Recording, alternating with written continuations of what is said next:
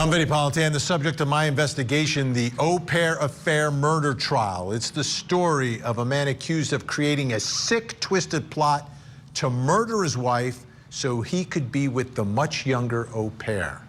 Here's the story. The affluent suburbs of Northern Virginia, the stage for one of the most shocking trials in recent memory. Prosecutors say former IRS agent Brendan Banfield plotted an elaborate murder scheme to kill his wife Christine and a stranger, Joseph Ryan, in their Herndon, Virginia home in February of 2023 so he could be with the family's live-in au pair, Juliana Magalhães. Jurors heard how Banfield posed online under his wife's identity to lure Ryan for a sexual encounter involving a knife, then shot him and stabbed Christine, attempting to stage the scene as an intruder attack. The au pair pleaded guilty to manslaughter in Ryan's death and testified for prosecutors.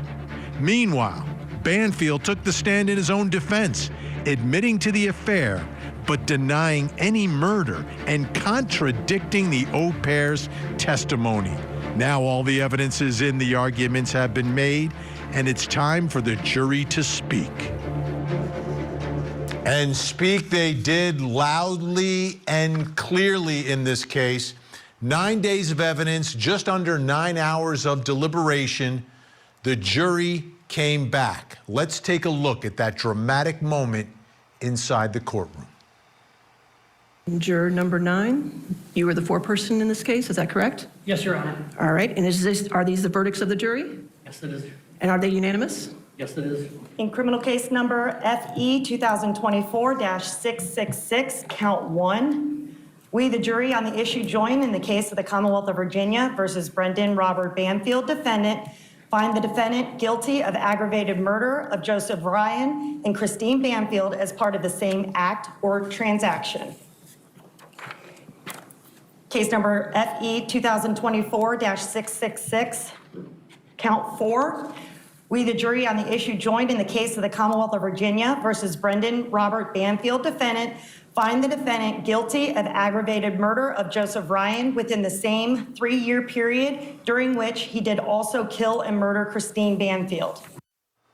Now you realize the jury just told this man, who professed his innocence and his love for his wife, that he's guilty of murdering her, setting it up so she could be raped, and then murdering her after he pretends to save her.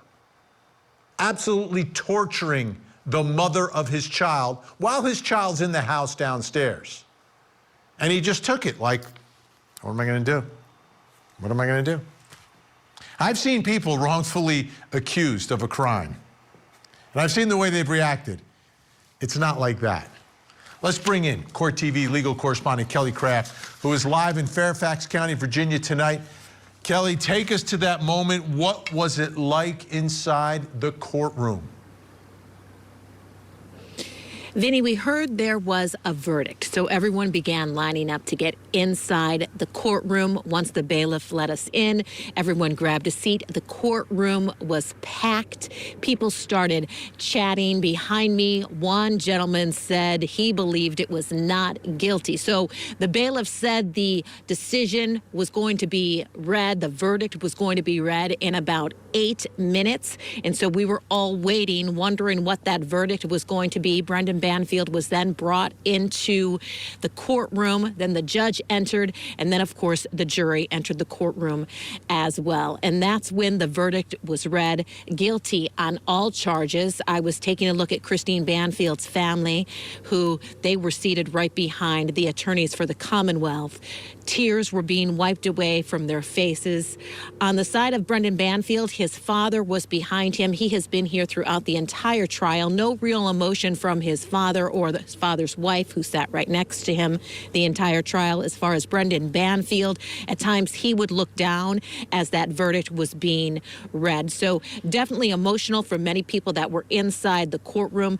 Immediately after, the Commonwealth attorney, the Fairfax County Commonwealth attorney, he gave a news conference talking about this situation, saying it was monstrous what this man did, Brendan Banfield. He also talked about the blood evidence as well as the deal given to Juliana Magalhães. She is the au pair who was having the affair with Brendan Banfield. Let's hear what he had to say about that. We knew two things going into this case. The case was about the blood. This case was always going to be in the blood. You heard it right from Jenna's opening statement. This case was about the blood. We knew that before we even charged this case. The second thing is we want it to be surgical. We want it to be in, we want it to be out. We didn't need to go through every single little thing. We didn't want to confuse the jury. We didn't want to burden them, and we didn't want to put them to sleep. What we really wanted is we wanted the high-level stuff, and you saw that. You saw us focus on the blood. You saw us use Juliana or have Juliana come up there to give flavor to what happened in that room. And then we used the blood, we used the digital forensics, we used everything else to support that and give flavor to that. Without Juliana's proffer, I mean, do you think we could have gone to this result? I think we can. As a matter of fact, we were planning for it. If you take a look at the timeline of the case, we did not authorize charges against Brendan Banfield until after we got the blood analysis done. That is what we were waiting for. And it wasn't until 2 months after we got the blood and we indicted Brendan for these crimes that Juliana decided to proffer and cooperate with us. So we had planned to go forward with just the blood evidence and everything else, and we felt that even with that, we could have put this case on. I also interviewed a friend of Christine Banfield. They were in a group together, the Husky group. We heard Brendan Banfield talk about the dog Lily when he took the stand in his own defense. The woman we spoke with, Meredith Sanders, had this to say about Brendan Banfield and the situation. I am so happy that he was found guilty and on every charge. I am so happy. Like, justice was definitely served, 100%. And I'm just beyond excited that he was found guilty. It's so heartbreaking over Christine. I prayed over it over the weekend, and I'm just so happy that this is over with. I didn't believe a single word that came out of his mouth, not one single word. And he lied about everything, and the whole thing, I'm so glad that they were able to bring in that supervisor right at the end to prove that he was lying about his meeting that morning. And that was, I feel like that must have been the closing for the jury. I'm just so happy that she was able to bring that supervisor in right at the last minute. So overall, Vinnie, the reaction, of course, positive to the verdict because everyone thought him taking the stand, Brendan Banfield being on the stand, no one was really believing a word that was coming out of his mouth. Defense counsel did try to poke as many holes as possible into the prosecutor's theory, attacking that catfishing theory, but in the end, the jurors found Brendan Banfield guilty. That's the latest from here in Fairfax County, Virginia. We'll send it back to you. All right. Thanks so much, Kelly Craft, doing great work throughout the course of this trial.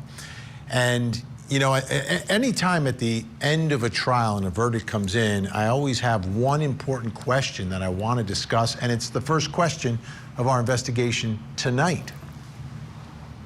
Was justice served? Means different things to different people. Joining me, criminal defense attorney Mario Gallucci and true crime podcaster from Hidden Killers with Tony Bruschi. Tony Bruschi is with us as well. Tony, I'll begin with you. Was justice served here? In my opinion, yes, they got the right guy. 9 hours of deliberation, guilty on all counts, 2 counts of aggravated murder, firearms charge, child endangerment. The jury saw through him. Do I love that Juliana walks out of jail and probably signs a Netflix deal next month? No, that kind of stings. She helped plan this for months. She watched it happen. She fired a shot and she's getting time served. But sometimes you make deals with bad people to put away worse ones. That's not a flaw in the system.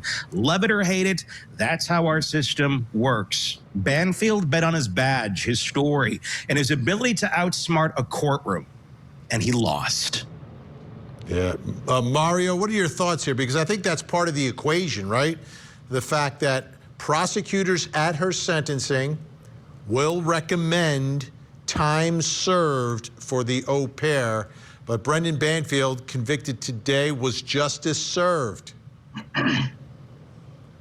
So sometimes you have to make a deal with the devil in order to get the real devil, and he's the real devil here. I mean, I've done a lot of murder trials over my career, but this guy certainly takes the cake. I mean, think about what he did with Joseph Ryan. This was a person that he had never met before in his life.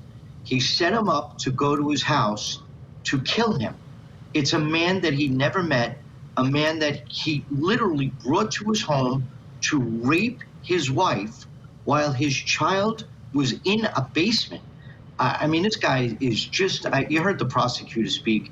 I believe he called him a monster, and he is. I mean, he is the true definition of monster, without a doubt.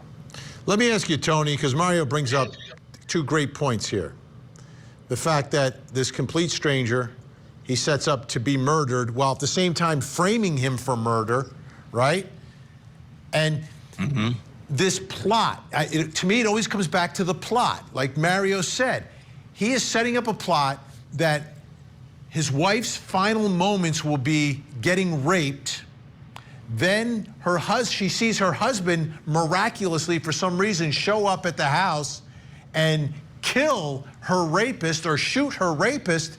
And then at the moment she believes she is saved from the worst day of her life, it turns worse than she could ever imagine as he plunges a knife into her neck. Why would he do it this way? Too many movies? I don't know. Is he auditioning for a lifetime, role of the Worst Man of the Year award? I don't know. This whole case from the get-go has always read to me, and it still does read to me in some way, shape, or form, that something is off here. I still think we don't have quite the full story. I don't think we have quite the full story from Brendan. I don't think we have quite the whole story from Juliana. And I don't think we have quite the correct story from the state. I still think there's little bits and pieces here that may align themselves slightly different, and maybe that would make more sense. I don't know. But any way you swing it, you have a certain level of depravity and evil here that this man seems to be capable of. And to be able to move on with life through and still keep a very calm demeanor and a straight face. Let me ask you, Mario, how do you think a guy who could come up with a twisted, depraved plot like this pass the ink blot test to be an armed agent of the IRS? Yeah, that's an interesting question, right? I mean, I thought about the same thing. And it was funny because he's always leaning on the fact that he was law enforcement. I mean, he emphasized, I am law enforcement. Look, he's an IRS agent. And look, the IRS agents are law enforcement, but it's not the law enforcement you think of. It's not the FBI. It's not the DEA. It's not your local police. He's an IRS agent, and he made himself out to be, a member of SWAT. So, I mean, that alone is enough to tell you the type of person he is. It's just amazing to me, though, that, I don't know his age. You got to figure he's in his 40s, mid-40s, I guess. But there's never been a sign that this guy had this in him. And to go to the level he went to it's insane. No, it absolutely is. I've covered, dozens and dozens, it's in the hundreds, I'm sure, of these cases involving spousal or, boyfriend, girlfriend murders. And never have I seen a plot like this one. Okay, Tony, Mario staying with us. Coming up next, how did Brendan Banfield's testimony impact the verdict? Did you tell her to call 911 at that point? No. What are you reporting? Fire. The tragic murder of Keith Canero and his entire family. The defendant repeatedly shot and killed his brother and then moved to murder the rest of the family inside the home. Their sprawling mansion set on fire. Paul and Keith were not only brothers but business partners. This one is the most brutal case that I've seen in my experience here. The Mansion Murders Trial. Live coverage weekday mornings, 8, 7 Central on Court TV. So it was just before she was arrested that you were fully in love with her? Well, that's when we had an opportunity to actually have a bit of a relationship with. Other points were obviously very separated. I mean, I was still working a lot. Christina was obviously still around, and I was spending a lot of time with her. He's on the stand telling the jury that, well, I really couldn't fully enjoy my relationship with the au pair because, Christine was still around. As soon as she was gone, then I was able to, enjoy my relationship with the au pair. Like, first of all, listening to him on the witness stand, I mean, how does any woman want to spend time with him? I don't get it. I just don't get it. All right, let's watch some more of this. Really, a lot of people went after the prosecutor for the level of cross-examination, right? It wasn't as extensive as it could have been for a guy like this. Obviously, we now know the results, so it doesn't matter. But as we heard afterwards, it was purposeful. It was surgical. Let's watch. That is one moment when you see Joe Ryan stab Christine, correct? Yes, and then downward after she went to the floor. So Okay, so you believe that's another stab? I'm only positive of the two. Okay, so you've got 2. So there's 5 more. When did he stab her those other 5 times? The knife is inside of her hair. I can't tell the movement. I can't tell how that is looking at that time. And I don't know exactly what happened before I arrived either. Okay, well, she had to get 5 more wounds at some point. And you're telling us that when you get into the room, she's capable of speech, correct? Yes. Okay, she says a lot of stuff. She says that he's got a knife, right, Brendan? He's got a knife. Yes. She says that. And she says at one point that she wants you to put more pressure on her neck, correct? Yeah, she told me to put my hand there, and then she put more pressure on my hand. And then at one point, she tells you she can't see, correct? Yeah. Okay. And all of this talking is happening with what at that point in time has to be all 7 of the wounds in her neck, correct? Yes. Great cross-examination, right? They're having like this conversation and she's speaking. 7 wounds in her neck, like fatal wounds in her neck. All right, brings us to the next question in our investigation. It's all about his testimony. How did Brendan Banfield's testimony impact the verdict? Still with me, attorney Mario Gallucci and podcaster Tony Bruschi. What are your thoughts here, Mario? Obviously, it's always controversial when a defendant takes the stand. Here on Court TV, I've seen a lot, and I've seen some successful, some not. But sometimes, people who take the stand are actually guilty. So it does happen from time to time, like with this guy. What are your thoughts about the impact his testimony had on the case? So look, it's their right to testify, and it's not always what the lawyer wants, but it's their right, and you gotta support it. But I didn't think he was good at all. I thought he was very robotic. He showed no emotion. At one point, he was talking about his dogs, never once mentioned his daughter, never spoke lovingly about his wife, never really, there's no emotion. He was like a robot up there, just regurgitating the facts as he thought they would be and just turning to the jury. Look at his eyes, he keeps shielding his eyes, blinking his eyes. He wasn't a very good witness at all. And it's surprising to me because I thought that his attorney did a really good job with what he had. And, part of, if the defendant's going to testify, it's your job to prepare him not only for the direct examination, but also for the cross. And, there's all those stab wounds. I would have, how did this person get stabbed 7 times? You would tell me how it happened. And he wasn't good. Really wasn't good. Tony Bruschi, I've got to think, and it happens in these trials, when the defendant testifies, it changes the nature of the case. There's a lot of focus, obviously, on the words and whether or not this person is telling the truth. Jurors will look at other evidence to either corroborate or, call into question what's being said. But the thing about this guy is he's on the stand and he doesn't seem to me to be like human almost, right? Yeah. you know, people talk and it's like, okay, I don't like them, but I get it. Like he didn't seem real. Mm-hmm.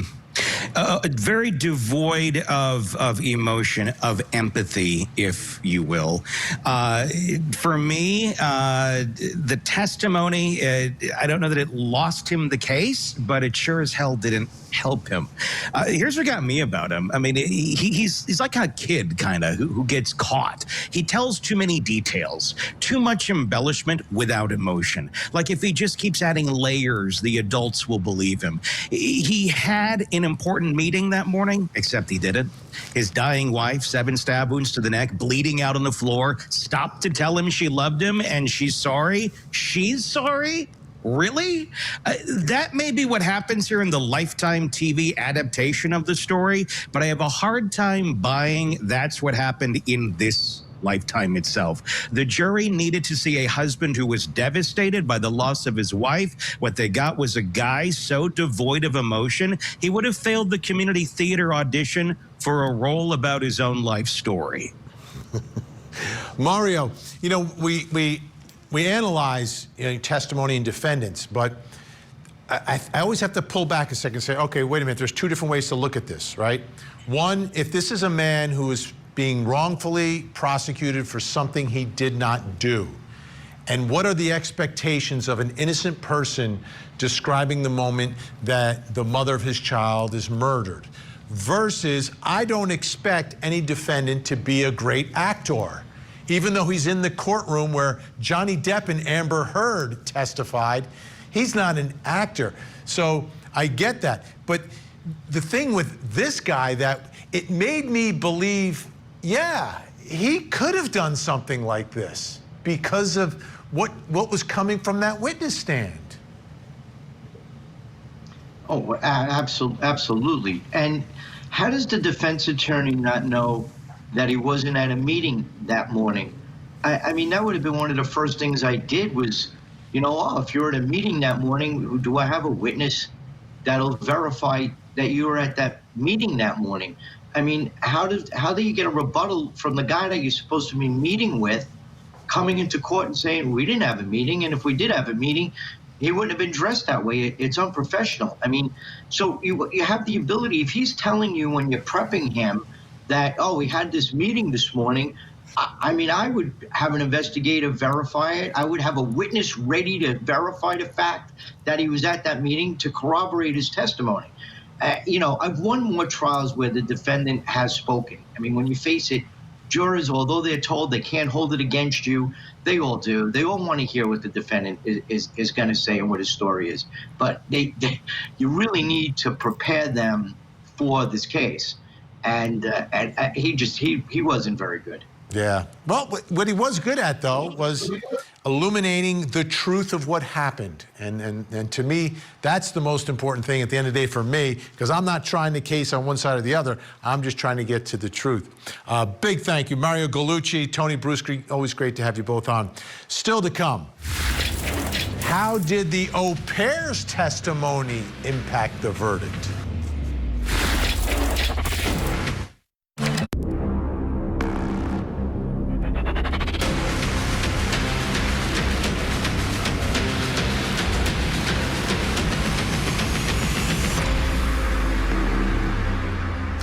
I'm Vinnie Politan. We continue our investigation of the Opair affair murder trial. Brendan Banfield set his wife up to be raped before he murdered her while framing an innocent man who was also murdered. He did it all so he could be with the au pair. Here's the story. In a Fairfax County courtroom, the fallout from a brutal double homicide is playing out under the public eye. Brendan Banfield, convicted of murdering his wife, Christine, and 39-year-old Joseph Ryan inside their family home in February of 2023 in what can only be described as a sick, twisted plot tied to his affair with their au pair, Juliana Magalhães. Banfield and the au pair crafted a false online persona for Christine on a fetish site to lure Joe Ryan for a staged encounter, a rape fantasy with a knife. On the morning of the double murder, Juliana called Brendan, who was waiting at a nearby McDonald's when Joe Ryan showed up at the house. Then they went inside. They left the 4-year-old little girl in the basement while the au pair and Brendan went upstairs, shooting Joe Ryan once each. And then, at the moment she thought she was saved, Brendan stabbed his wife, Christine, in the neck, leaving his daughter without a mom and with a dad in prison. Think about that little girl tonight. Think about that little girl. Mom is gone. Dad, she's going to read about it. She's going to learn about it. You know, a lot of children don't ever want to believe that their other parent, their surviving parent, is responsible for the murder of their mom or dad. We'll see. You know, that whole au pair thing may play a huge role in the way that little girl eventually looks at what dad did here. But our thoughts are with her tonight, obviously. The au pair, she took a deal, sweetheart deal for involuntary manslaughter, 10-year max, but the prosecutor at her sentencing is going to recommend time served and then just send her off and have her deported back to Brazil. Okay, let's take a look at her testimony, because whether or not prosecutors played it down, it was a huge moment in the trial. So he didn't want to get divorced. Did he tell you what he wanted to do? Yes. What did he say? He mentioned his plan to get rid of her. And you said he mentioned his plan to get rid of her. Mm-hmm. Do you recall what device he used to create the FetLife account? It was the laptop. And when you say the laptop, are you talking about Christine's laptop? Yes. Okay. And do you recall the name of the profile that the defendant created for the FetLife account? Anastasia Knight. And was there a photograph added to that profile? Yes. Who is the photograph of? It's Christine's body in a bathing suit. She said we would be able to find somebody that plays like aggressive or that likes playing with blood and that kind of stuff. He was going to stay. He was going to go to the McDonald's, which is 5-6 minutes away from our house. I was supposed to stay in the car with Valerie to put something on her iPad for her to watch. And as soon as I saw Jiraiya pulling up the driveway, I was supposed to give Christina a call, but her phone would be off, it would go to voicemail, and I was supposed to call him right away and tell him there was somebody strange coming to the house. What did you see Brendan do next? When I was bringing him the towel, he got on top of her, and that's when I first saw him stabbing her with a knife. Where on her body was he stabbing her? Her neck. And what did you do? I called 911. And what happened after you called 911? At that point, Joe was already shot, so that's the sound in the background. And Brennan looks at me and he just, in a way for me, like to hang up the call. How did he communicate to you? A gesture. And what gesture did he make? This. Hang up on 911. I thought that was a powerful moment. But here, what I don't understand about the au pair, by the way, is how does anyone plan a future with a man who is murdering his wife, planning the murder of his wife? That's the guy I want to be with, the hot guy who's murdering his wife to be with me because I'm so special. I'm the special one. He'll never want to murder me. I don't get that. Okay. Next question in our investigation about the au pair. How did the au pair's testimony impact the verdict? Joining me, former state attorney, Palm Beach County, Florida, Dave Arenberg, and private investigator Lauren Vellucci. Thank you both for being here.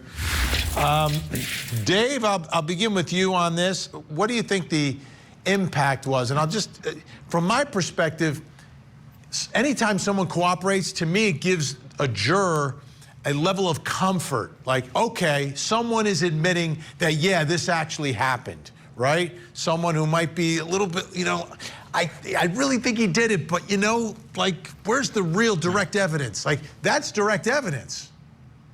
Sure is. She was the narrator of the story. She's the one who provided the inside details. Very helpful for the prosecution. And to me, I thought it was very powerful that she provided the motive, because although motive is not an element of this crime, jurors always want to know the why. Why would you do this to your wife? And she established the emotional stakes here. She testified about their affair, their plans for a future together, even discussing baby names.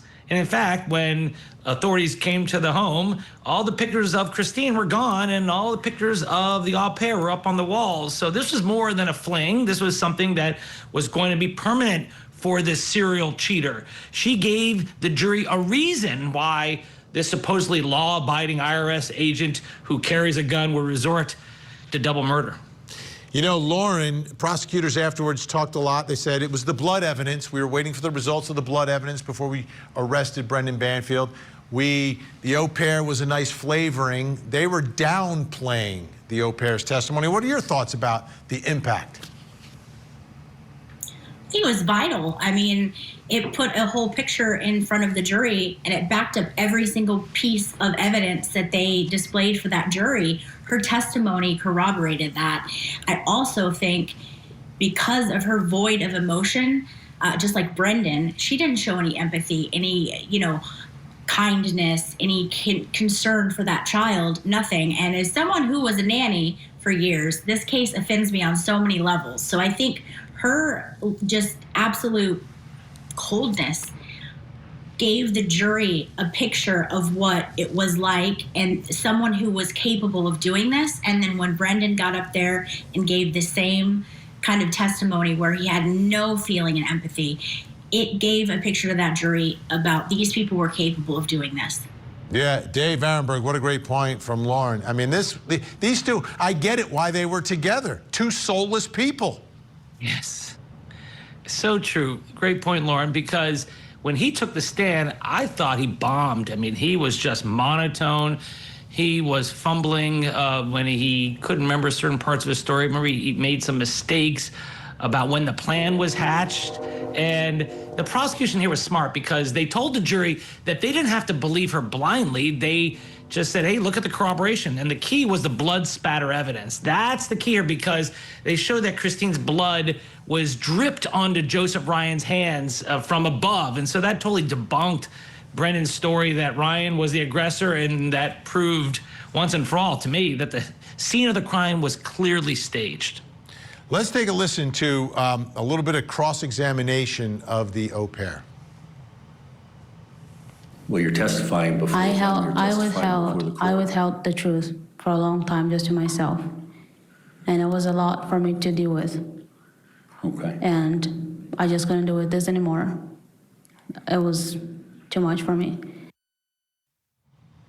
Lauren, what about the changing of her story? How much did that bother you, and the timing of it, and whether it was like all of a sudden Brendan's not talking to her, plus, oh, prosecutors will recommend time served? Yeah, the whole thing bothers me. I hate that she got such a good deal, but I think that they did need her testimony, so I understand it. But, I mean, she had so much to gain, you know, and so it would make sense that her loyalty was first with Brendan, but then as their relationship kind of ended and crumbled off, of course she's going to come out with more because she's looking after her own self. And anyone who's capable of planning something like this, and whether she wants to fully admit it, she did have some culpability in that planning of the murder, is going to be a liar. You can't trust what they say either. Unreal, these two. What a pair. All right, Dave and Lauren are going to stay with us. Coming up next, what about Joseph Ryan? Brendan Banfield and Juliana Magalhães colluded to kill Joseph Ryan and Christine Banfield.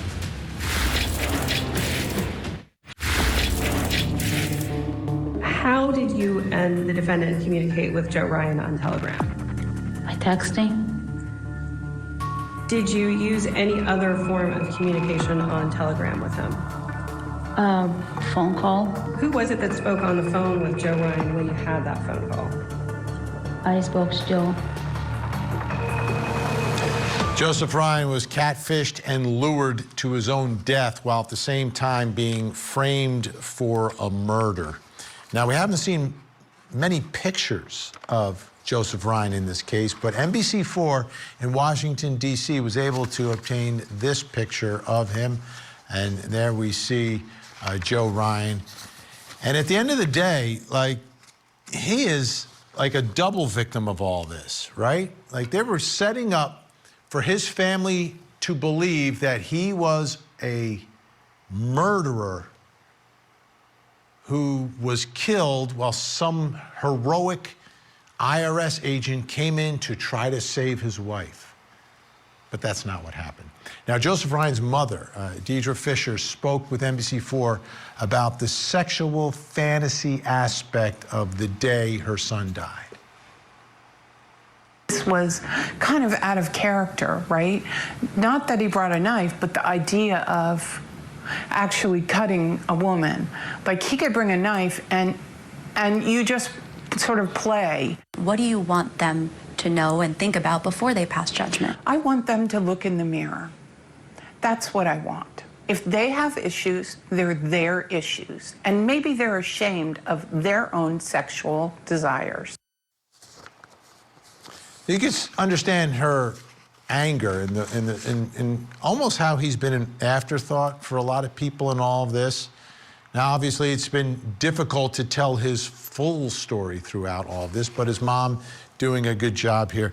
This, again, from NBC4. Take a look at this. She said her son had talked to her about consensual role play, what he was into, and was sometimes consensual BDSM, but it was role play, she said. Joe and I had discussed the idea of cutting and knife play. Joe was not into cutting. He didn't like to create blood. Joe was never violent with women, she said. You don't wake up at 39 and decide, okay, I've never been violent with women my entire life. Now I'm going to stab a woman to death. And that's consistent with all the evidence in this case, even the communications. When they're catfishing him, he is so concerned. He says, if you resist too much, I'm just going to stop. Brings us to the final question in our investigation this hour. What about Joseph Ryan? Still with me, attorney Dave Arenberg, private investigator Lauren Vellucci. Lauren, what are your thoughts about Joe Ryan and all of this? Unfortunately, we didn't hear a whole lot about him. I feel like I have an idea about Christine and that she was a loving mom and things like that, but I wish that they would have brought out a little more about him because, like you said, he was a double victim. And yeah, I know that trials can only be so long, but I hope that his family feels that he got, somewhat of an accurate portrayal. And like you said, in those text messages, I think you could see the type of person that he was. He clearly wasn't someone violent. He seemed to be more of a gentle person. And his only crime was he was into some kinky sex stuff, like that's not fair. So I wish that they could have brought out maybe a little bit more about the person he was. I feel like I didn't know enough about him. Yeah. And the kinky sex stuff, like, there's a lot of people into it. This website has a lot of people into it who are communicating with it, and there's a whole subculture involved, and it's probably a lot larger than we think it is.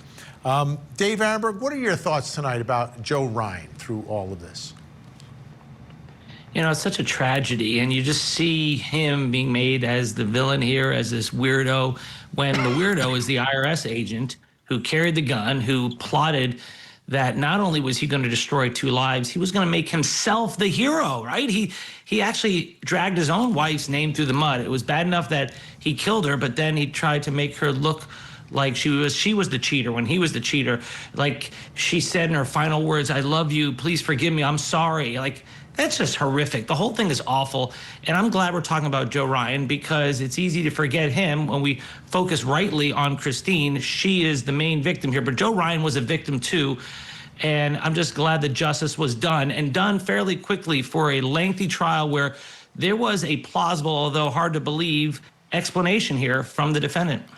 And Lauren, his mom seems like a very strong advocate, and my guess is she will take advantage of what is afforded to victims and provide a strong victim impact statement to, you know, paint that picture for the world.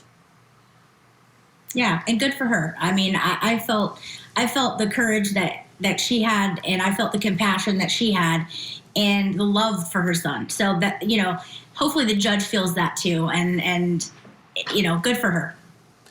You know, Dave, the selection of Joe Ryan, you know, there was a whole process in this catfishing trying to find their second victim, these two.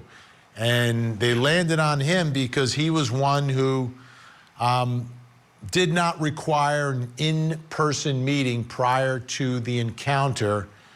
But what we did hear from the Opairs, they had this long 40-minute conversation on the phone. And unfortunately, he was trusting. Right.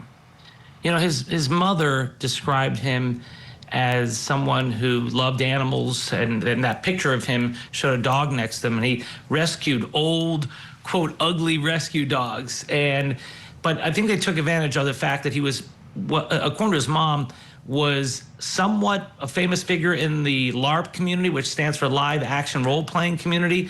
And so he was someone who was not ashamed to be someone who he was, and he made for an easy mark for them. And it's just so tragic. I'm just glad there's a guilty verdict, because it saves his reputation. Had there not been, he would have been murdered, and he'd be the bad guy here. And that's just horrific. So I'm just glad justice was done. Great point, as always. Dave Arenberg, thank you so much. Lauren Vellucci, appreciate it as well.